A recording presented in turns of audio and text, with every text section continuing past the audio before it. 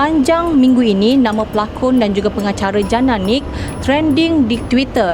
Ekoran ada satu pihak yang telah menularkan kembali video lamanya yang didakwa telah mempersendakan seorang artis Korea yang telah meninggal dunia. Bukan itu saja, terbaru Jana dikatakan sekali lagi telah mempersendakan salah seorang ahli kumpulan Korea popular iaitu Blackpink. Dan pada hari Khamis, Jana telah membuat satu sidang media bagi menjawab segala kekalutan ini. Untuk isu Lisa Blackpink juga, saya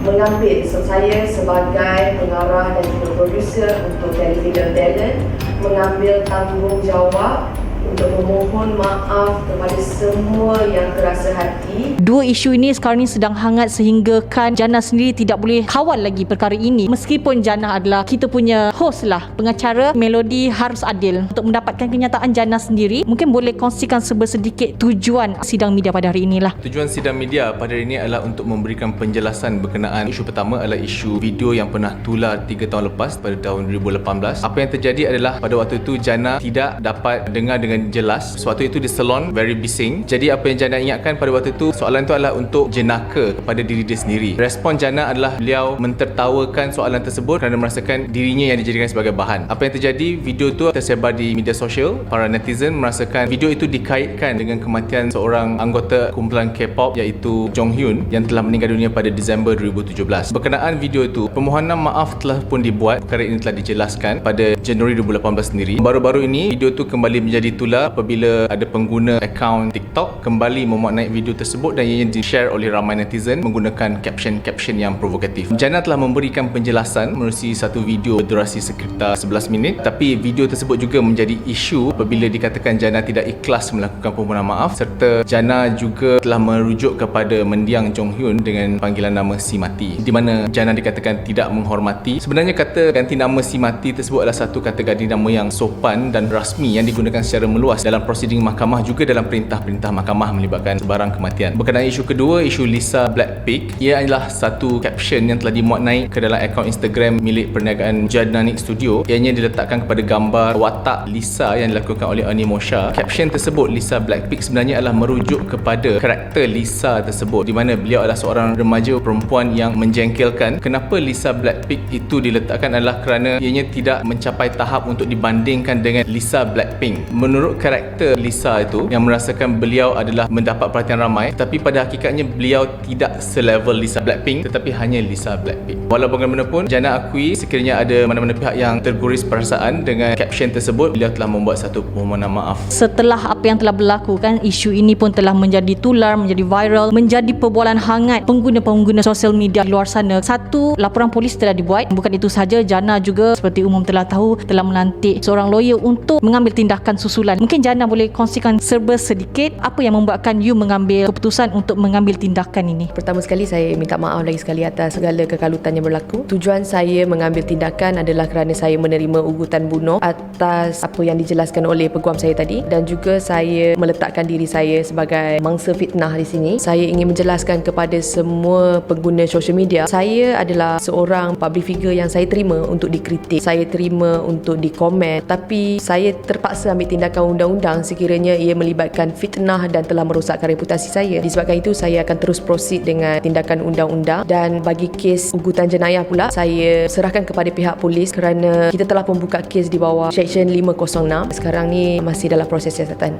Apa agaknya tuntutan-tuntutan yang bakal Jana sendiri ambil kepada pihak-pihak yang memulakan fitnah ini ataupun memulakan provokasi ini? Ianya adalah melibatkan individu-individu yang telah menularkan berita-berita palsu, di mana perkara ini adalah serius sehingga menyebabkan beliau terkesan dari segi perniagaan beliau, pendapatan beliau, kerana klien-klien Jana Nik memandang isu ini sebagai satu isu yang serius dan boleh menjatuhkan reputasi perniagaan mereka yang dikaitkan dengan Jana Nik. Untuk tindakan guaman yang akan diambil adalah di bawah Akta Fitnah 1957. Mereka yang disaman akan dituntut untuk membuat pembayaran pampasan terhadap jumlah ganti rugi yang telah dialami. Manakala untuk tindakan melibatkan ugutan bunuh, ugutan jenayah, ini adalah satu kesalahan jenayah yang akan diambil tindakan oleh pihak polis dan juga pihak pendakwa raya. Jika disabitkan kesalahan, boleh dikenakan hukuman denda atau penjara sehingga 7 tahun. Adakah pihak Jana sendiri telah mengenal pasti senarai-senarai ataupun nama-nama pihak yang orang kata telah disenarai pendekkanlah untuk dibawa ke muka pengadilan ke, ataupun adakah dah ada senarai dan kita boleh sebutkan di sini ke nama-nama? Macam saya katakan tadi, masih dalam siasatan polis, kita akan jalan terus, kita akan teruskan tindakan undang-undang, dan ada beberapa senarai yang dikeluarkan daripada pihak saya sendiri. Memang kita dah masukkan dalam laporan polis tersebut seperti yang diberitahu oleh pihak polis dan juga SKMM. Even kalau pengguna tersebut delete akaun dan sebagainya, kita akan tetap dapat maklumat pengguna tersebut. Walaupun berlindung di sebalik fake account, kita akan tetap dapat mencari siapa di sebalik akaun tersebut. Ada berapa nama kalau kita boleh tahu? Buat masa ni kita telah identify beberapa nama. At the same time, kita juga tengah menunggu siasatan lanjut daripada pihak SKMM berkenaan beberapa lagi individu, yang mana ini adalah individu yang kita rasakan punca kepada benda ini menjadi tular. Selain mereka yang memulakan, terdapat juga orang yang berkongsi dan mengada-adakan cerita, menokok tambah. Adakah pihak Jana sendiri akan terima sekiranya ada pihak-pihak yang mungkin namanya telah pun tersenarai kan, mereka ingin membuat permohonan maaf secara terbuka? Susah untuk saya cakap sebab berada dalam situasi saya sedikit sebanyak mengganggu emosi saya, mengganggu kerja saya, mengganggu kerjaya saya. As for now, memang saya akan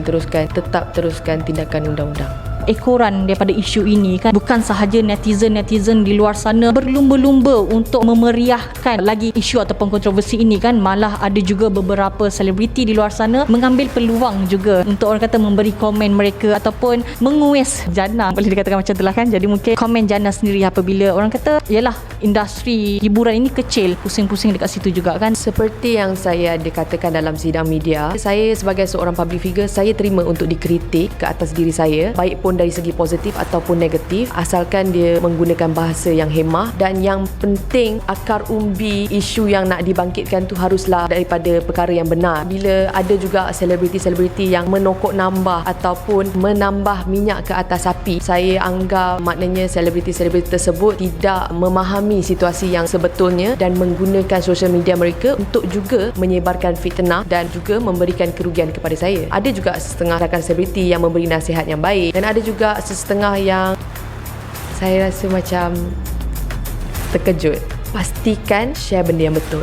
Selepas saja saya diaktifkan akaun saya dalam 1 hari lebih, saya telah dapati ada pengguna sosial media yang telah mengeluarkan fitnah baru terhadap saya. Dia ada mengatakan bahawa saya ada reply komen dekat seorang ustaz, kata ustaz ni mesti taksub K-pop kan. Kat sini saya nak jelaskan kepada semua penonton Melody, saya tidak pernah menyatakan atau tidak pernah merasakan yang peminat K-pop adalah seorang yang taksub. Saya menghormati apa-apa jenis muzik. Itu pun adalah antara salah satu akaun sosial media yang telah kita buat laporan. Setelah apa yang telah berlaku, pastinya bukan sahaja Jannah, malah orang di luar sana juga mengambil perkara ini untuk dijadikan pengajaran, supaya orang kata selepas ini mungkin kita akan lebih berhati-hati dalam berkongsi ataupun memuat naik satu-satu perkara. Apa yang Jannah boleh katakan ataupun kesimpulan daripada perkara yang telah berlaku sepanjang minggu ini? Saya menggunakan social media sebagai satu punca pencarian saya. Ini adalah tuntutan kerjaya saya. Saya tidak melakukan sebarang video yang diupload, gambar yang diupload dengan tujuan untuk hanya meraih publicity. Di sini saya ingin beritahu segala konten yang saya post di akaun sosial media saya kadang-kadang bertujuan untuk mempromosikan drama saya, mempromosikan filem saya. Kita bukannya nak menggunakan sosial media dengan harapan hanya untuk mengejar likes dan juga viewers. Nasihat saya, nasihatlah dengan nasihat-nasihat dan kata-kata yang baik. Kalau ada kritikan yang untuk diberi, berilah kritikan secara fakta. Kita tidak sedar ayat-ayat kita tu boleh mengakibatkan bahaya kepada diri sendiri, dan saya pun mengambil apa yang jadi ini sebagai pengajaran untuk diri saya sendiri. Dalam masa yang sama, saya minta sangat-sangat ibu bapa untuk pantau anak-anak di rumah yang menggunakan telefon bimbit. Ada antara yang telah dapat kita kesan sebenarnya di bawah